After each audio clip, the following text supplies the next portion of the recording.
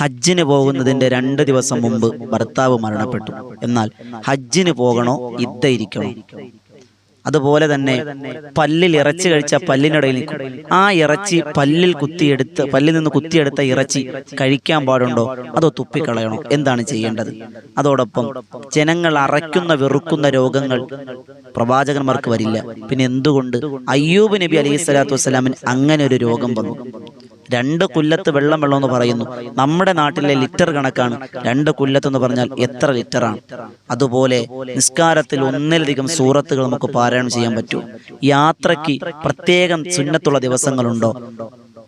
ഏതെങ്കിലും ദിവസം യാത്ര പ്രത്യേകം സുന്നത്തുണ്ട്, അത് പോകാൻ നല്ലതാണ് എന്ന് നിബിധങ്ങൾ പറഞ്ഞ ദിവസം ഏതെങ്കിലും ഉണ്ടോ?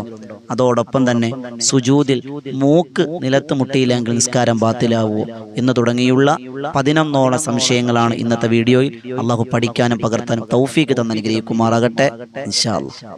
അസ്സലാമു അലൈക്കും വറഹ്മത്തുള്ളാഹി. റാഹത്തല്ലേ? അള്ളാഹു അനുഗ്രഹിക്കുമാറാകട്ടെ.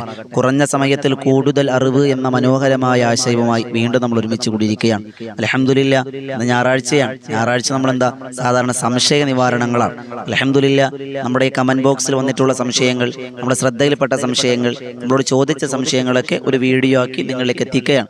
അള്ളാഹു പഠിക്കാനും പകർത്താനും പ്രാവർത്തികമാക്കുന്ന തൗഫീഖ് തന്ന് അനുഗ്രഹിക്കുമാറാകട്ടെ. എൻ്റെ പ്രിയമുള്ളവർ, അതുകൊണ്ട് നീട്ടിപ്പരത്തി പറയണില്ല. പ്രധാനപ്പെട്ട ഒരു 11ഓളം സംശയങ്ങളുണ്ട്. അത് വേഗത്തിലൊന്ന് പറഞ്ഞ് നിങ്ങൾക്ക് മനസ്സിലാക്കി തരലാണ് ഉദ്ദേശം. അള്ളാഹു സ്വീകരിക്കട്ടെ. കുറഞ്ഞ സമയം കൂടുതൽ അറിവ്, അതാണ് നമ്മുടെ സന്ദേശം. അള്ളാഹു ഇതെല്ലാം സ്വർഗത്തിലേക്കുള്ള ചവിട്ടുപടിയാകാൻ ഒരു കാരണമാക്കി അള്ളാഹു കബൂലാക്കട്ടെ. ഒന്നാമത്തെ സംശയം, നമ്മൾ സാധാരണ പല്ലിൽ കുത്താറുണ്ട് അല്ലേ? നമ്മൾ ഇറച്ചിയൊക്കെ കഴിച്ചിട്ട് പല്ല് കുത്തും. പല്ല് കുത്തിയിട്ട് ആ കിട്ടുന്ന അവശിഷ്ടം ഉണ്ടല്ലോ, നമ്മളിപ്പോൾ ഇറച്ചി തിന്നും, ഇറച്ചിയുടെ കഷ്ണം പല്ലിനകത്തുണ്ടാവും. നമ്മളെ കുത്തിയെടുക്കുന്ന അത് തിന്നാൻ പാടുണ്ടോ ഇല്ലേ എന്നുള്ളതാണ് ഒരു സംശയം. സ്വാഭാവികം നല്ലൊരു സംശയമാണ്, കണ്ടതിൽ വെച്ച് നല്ലൊരു സംശയം എനിക്ക് തോന്നി. അപ്പൊ അതിനുത്തരം, നമ്മൾ പല്ല് കുത്തുമ്പോൾ ചില ആളുകൾ ഈർക്കിൽ വെച്ച് കുത്തും, ചില ആളുകൾ പിന്ന് വെച്ച് കുത്തും, അല്ലെങ്കിൽ എന്തെങ്കിലും വെച്ച് കമ്പോ എന്തെങ്കിലും വെച്ച് കുത്തും. നമ്മൾ നാവ് കൊണ്ടാണ് ആ പല്ലിനിടയിലുള്ള ഭക്ഷണത്തിന്റെ അവശിഷ്ടം ബാക്കി നമ്മൾ എടുക്കുന്നത് എങ്കിൽ അത് നമുക്ക് കഴിക്കാം, പ്രശ്നമില്ല. അതല്ല, നമ്മൾ കൈ കൊണ്ട് വേറെ എന്തെങ്കിലും വസ്തുക്കൾ കൊണ്ടാണ് കുത്തിയെടുക്കുന്നത് എങ്കിൽ അത് കഴിക്കാൻ പാടില്ല, നമ്മൾ തുപ്പിക്കളയണം. മനസ്സിലായില്ലേ? നമ്മുടെ സ്വയം, അതായത് നമ്മുടെ നാവ് കൊണ്ട് നമ്മളിങ്ങനെ നാവ് വെച്ച് പല്ലിൻ്റെ ഇടയിൽ ഇങ്ങനെ കുത്തിയെടുത്ത് വലിച്ചെടുത്താൽ പ്രശ്നമില്ല. പക്ഷെ നമ്മുടെ കൈ കൊണ്ടോ അല്ലെങ്കിൽ കമ്പ് കൊണ്ടോ ഇറുക്കൽ കൊണ്ടോ എന്ന് വലിച്ചെടുത്താൽ എന്ത് ചെയ്യണം? അത് തുപ്പിക്കളയണം. ഒന്നാമത്തെ സംശയം. ഈ രണ്ടാമത്തെ സംശയം, അതായത് ജനങ്ങൾ അറയ്ക്കുന്ന വെറുക്കുന്ന മറ്റുള്ളവർ കണ്ടാൽ മൂക്കത്ത് കൈവച്ച് പോകുന്ന രോഗങ്ങളൊന്നും അമ്പിയാക്കന്മാർക്ക് വരില്ലെന്നാണ്. അങ്ങനെയാണെങ്കിൽ അയ്യൂബ് നബി അലൈഹി സ്വലാത്തു വസ്സലാമിന് ശരീരം മുഴുവനും വല്ലാത്ത വികൃതമായ കോലം വന്നല്ലോ, ആളുകളൊക്കെ അറയ്ക്കുന്ന വെറുക്കുന്ന രോഗമല്ലേ വന്നത്? അപ്പൊ അയ്യൂബ് നബി പ്രവാചകൻ അല്ലാത്തത് കൊണ്ടാണോ എന്നൊരു സംശയം ഉണ്ട്. അതിന് മറുപടി, അയ്യൂബ് നബി അലൈഹി സ്വലാത്തു വസ്സലാമിന് വന്ന അസുഖം അറയ്ക്കുന്ന വെറുക്കുന്ന രോഗമാണ്. ഒരു പ്രവാചകന്മാരും തൻ്റെ സമുദായത്തിൽ പ്രബോധനം തുടങ്ങുമ്പോൾ പ്രവാചകനാണ് എന്ന് വാദം പറയുമ്പോൾ ഒരാൾക്കും അങ്ങനെ അസുഖം വന്നിട്ടില്ല. പ്രവാചകനാണെന്ന് സ്ഥിരപ്പെടുകയും ആളുകളൊക്കെ അംഗീകരിക്കുകയും ചെയ്തതിനു ശേഷമാണ് അള്ളാഹ് പരീക്ഷണാർത്ഥം ആ രോഗം കൊടുക്കുന്നത് എന്ന് മനസ്സിലാക്കുക. മൂന്നാമത്തെ സംശയം, ഉസ്താദേ, 2 കുല്ലത്ത് വെള്ളം എന്നിങ്ങനെ പലപ്പോഴും ഒളുവിന്റെ മസലകളിലൊക്കെ പറയുന്നുണ്ട്. എന്താണ് ഈ 2 കുല്ലത്ത്? ഈ കുല്ലത്തിന്റെ അളവ് അത്ര ഒന്നും ഇല്ലല്ലോ. അപ്പൊ നമ്മുടെയൊക്കെ ഭാഷ ലിറ്റർ കണക്കാണ്. അപ്പൊ 2 കുല്ലത്ത് എന്ന് പറഞ്ഞാൽ എത്ര ലിറ്റർ ആണ് എന്നാണ് ഒരു ചോദ്യം. അതിന് മറുപടി, 2 ലിറ്റർ എന്ന് പറഞ്ഞാൽ 2 കുല്ലത്ത് എന്ന് പറഞ്ഞാൽ 191 ലിറ്റർ വെള്ളം. 191 ലിറ്റർ വെള്ളമാണ് 2 കുല്ലത്ത്. ഇനി വെള്ളം തൂക്കി നോക്കിയാലും ശുദ്ധമായ പച്ചവെള്ളമാണെങ്കിൽ 191 കിലോ ഉണ്ടാവും. മനസ്സിലായ? ഇതാണ് അതിന്റെ കണക്ക്. അതുപോലെ നാലാമത്തെ സംശയം, നമ്മുടെ വീട്ടിലൊരു കോഴി ചത്തു അല്ലെങ്കിൽ ഒരു പോത്ത് ചത്തു. അങ്ങനെയാണെങ്കിൽ നമ്മൾ അതിനെ അമുസ്ലിമീങ്ങൾക്ക് കൊടുക്കാവോ? നമുക്കെന്തായാലും ബിസ്മിയില്ലാതെ അറുക്കാൻ പറ്റും. ബിസ്മിയില്ലാതെ അറുക്കാത്തത് കൊണ്ട് നമുക്ക് കഴിക്കാൻ പാടില്ല. എന്നാ പിന്നെ കാഫിരീങ്ങൾക്കൊന്നും പ്രശ്നമില്ലല്ലോ, ഹൈന്ദവ സഹോദരങ്ങൾക്ക് അങ്ങനെ പ്രശ്നമില്ലല്ലോ, അവർക്ക് കൊടുക്കാമോ? പാടില്ല, നിഷിദ്ധമാണ്. അതുപോലെ അഞ്ചാമത്തെ സംശയം, നമസ്കാരത്തിൽ ഒന്നിലധികം സൂറത്ത്, ഒരു സൂറത്ത് സുന്നത്താണ്, എന്നാൽ ഒന്നിലധികം സൂറത്ത് ഓതൽ സുന്നത്തുണ്ടോ എന്നാണ്. ഓതാം, ഓതുന്നത് കൊണ്ട് ഒരു പ്രശ്നവുമില്ല. അവിടെ ഒരു ഡിമാൻഡ് അല്ലെങ്കിൽ ഒരു കണ്ടീഷൻ എന്നുള്ളത് ഒറ്റയ്ക്ക് നമസ്കരിക്കുന്നവരാകണം. ഇമാം നമസ്കരിക്കണം, അല്ലാഹു അക്ബർ, ഫാത്തിഹ ഓതി, യാസീൻ, ഒരു ഉൽഹു അല്ലാഹ് ഓതി മതി വരണില്ല, ഇഖ്ലാസ് ഓതി ഫലക്ക് ഓതി, അങ്ങനെ ഓതാൻ പാടില്ല.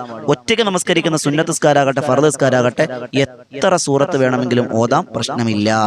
അതുപോലെ ആറാമത്തെ സംശയം, നമസ്കാര ശേഷം നെറ്റി തടകല് സുന്നത്തുണ്ടോ? ചില ആൾക്ക് തടകുന്നത് കണ്ടിട്ടുണ്ട്, പറയുന്നത് കേട്ടിട്ടുണ്ട്. എന്താണ് അതിന്റെ വാസ്തവം എന്നാണ്.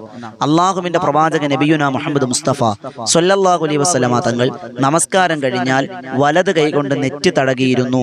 അതുകൊണ്ട് നമ്മളും നമസ്കാരം കഴിഞ്ഞ് വലത് കൈകൊണ്ട് നെറ്റി തടകൽ പ്രത്യേകം സുന്നത്തുണ്ട്. അത് ഇത്തിബാഉ സുന്ന, നബി തങ്ങളുടെ സുന്നത്തിനെ പിൻപറ്റലാണ്, അതിന്റെ പ്രതിഫലവുമുണ്ട് എന്ന് കർമ്മശാസ്ത്ര പണ്ഡിതന്മാർ നമ്മെ രേഖപ്പെടുത്തുന്നുണ്ട്.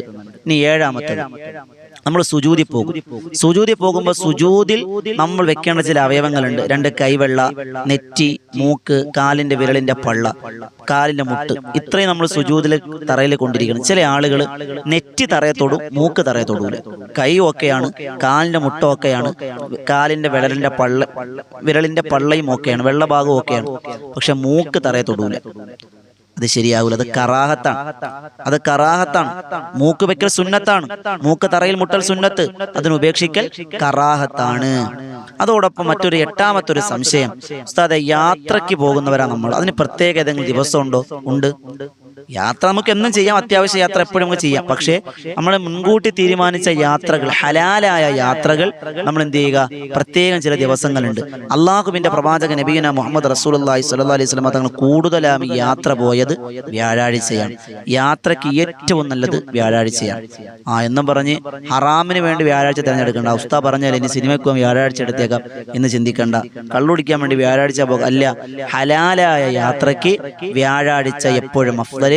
വ്യാഴാഴ്ച പോകാൻ കഴിയില്ലെങ്കിൽ തിങ്കളാഴ്ചയാണ് നല്ലത്. ആഴ്ചയിൽ 2 ദിവസം യാത്രയ്ക്ക് നല്ലതാണ്. ഏറ്റവും നല്ലത് വ്യാഴം. അതിന് പറ്റിയില്ല എങ്കിൽ തിങ്കളാഴ്ചയാണ്. ഇനിയോ ഉസ്താദ്, വിത്ർ നമ്മൾ നിസ്കരിക്കുന്നുണ്ട്. ഈ വിത്ർ നിസ്കരിക്കുമ്പോൾ തഹജ്ജുദ് നിസ്കരിക്കുന്നവരുമാണ് നമ്മൾ. എന്നാൽ തഹജ്ജുദ് നിസ്കാരത്തിന് മുമ്പാണോ തഹജ്ജുദിന് ശേഷമാണോ വിത്ർ നമസ്കരിക്കേണ്ടത്? മഹാരഥന്മാർ രേഖപ്പെടുത്തുന്നു, തഹജ്ജുദ് കൃത്യമായി നമസ്കരിക്കുന്നവരാണ് എങ്കിൽ തഹജ്ജുദിന് ശേഷമാണ് വിത്ർ നമ്മൾ നമസ്കരിക്കേണ്ടത്. എന്താണ് വിത്ർ എന്നും വിത്ർ ശ്രദ്ധിക്കേണ്ട കാര്യങ്ങളൊക്കെ ഒരു വീഡിയോ വിത്ർ നിസ്കാരത്തെ പറ്റി നമ്മൾ ഇൻഷാ അല്ലാഹ് നമ്മൾ പഠിക്കുന്നുണ്ട്. അള്ളാഹു പഠിക്കാൻ ഭാഗ്യം തരട്ടെ. അതോടൊപ്പം 10ാമത്തെ സംശയം, ഒരു പ്രധാനപ്പെട്ട സംശയം. ഉസ്താദെ, ഒരു സഹോദരി ചോദിച്ചതാണ്, ഉസ്താദെ, ഞാൻ ഹജ്ജിന് പോകാൻ വേണ്ടി കൊടുത്തു, എന്റെ പേര് വന്നു, അൽഹംദുലില്ലാഹ്, ക്ലാസ്സിനൊക്കെ പോയി, ഹജ്ജിന് വേണ്ടി പുറപ്പെടാൻ വേണ്ടി നിൽക്കുന്നതിന്റെ തലേക്കും തലേ ദിവസം എന്റെ ഭർത്താവ് മരണപ്പെട്ടു. അപ്പൊ നമുക്ക് ഹജ്ജിന് പോകണമെങ്കിൽ 3-4 ലക്ഷം രൂപ വേണം. അപ്പൊ ഹജ്ജിന് പോകാൻ വേണ്ടി പൈസ എല്ലാം അടച്ചു, ടിക്കറ്റ് വന്നു, മറ്റന്നാൾ പുറപ്പെടുകയാണ്. പുറപ്പെടുന്നതിന്റെ 2-3 ദിവസം ഭർത്താവ് മരണപ്പെട്ടു. എന്നാൽ ഞാൻ ഹജ്ജിന് പോകണോ, ഇദ്ദ ഇരിക്കണോ? അതെ, ഹജ്ജിന് പോയിട്ട് വന്നിട്ട് ഇദ്ദ ഇരുന്നാ മതിയോ?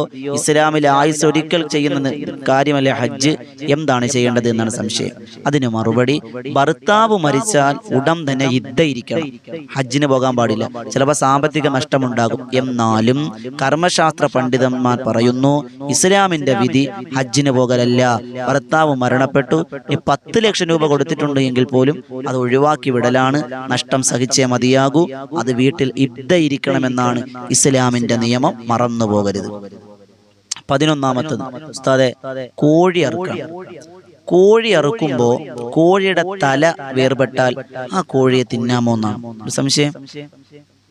കോഴിയെ നമ്മൾ അറുക്കുമ്പോൾ തല വേർപെട്ടു പോയാലും കുഴപ്പമില്ല, അത് കഴിക്കാം. അത് കഴിക്കുന്നത് കൊണ്ട് ഒരു പ്രശ്നവുമില്ല. അതുപോലെ മറ്റൊരു സംശയം കൂടി അതിൻ്റെ ചേർത്ത് പറയുന്നൊരു സംശയം, ഉസ്താദ്, കോഴി അറുക്കുമ്പോൾ പെണ്ണുങ്ങൾക്ക് അറുക്കാമോ? ഇതിൻ്റെ മുമ്പ് ഞാൻ പറഞ്ഞിട്ടുണ്ടായിരുന്നു, എന്നാലും ഇതുമായി ബന്ധപ്പെട്ടൊന്ന് പറഞ്ഞു എന്ന് മാത്രം. കോഴിയെ സ്ത്രീകൾക്കും അറുക്കാം, പുരുഷന്മാർക്ക് മാത്രം അറുത്താലെ തിന്നാവുള്ളൊന്നുമില്ല. പെണ്ണിനും കോഴി അറുക്കാം, പ്രശ്നമൊന്നുമില്ല. അള്ളാഹു മനസ്സിലാക്കാൻ ഭാഗ്യം തരട്ടെ.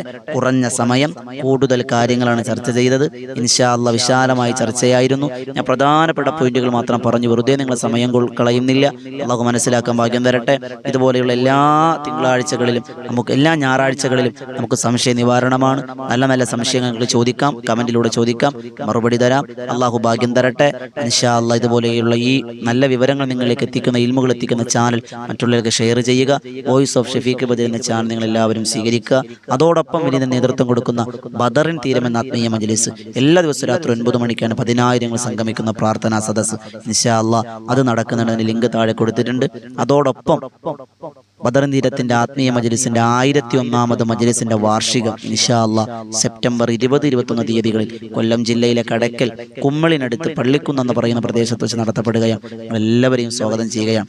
കാണാനും പരസ്പരം മിണ്ടാനും പരിചയം പുതുക്കാനും ഒക്കെ അതൊരു കാരണമാകുമല്ലോ. അല്ലാഹ് കബൂലാക്കട്ടെ. ദുആ വസിയത്തോടെ അസ്സലാമു അലൈക്കും വറഹ്മത്തുള്ളാഹി തആല വബറകാതുഹു.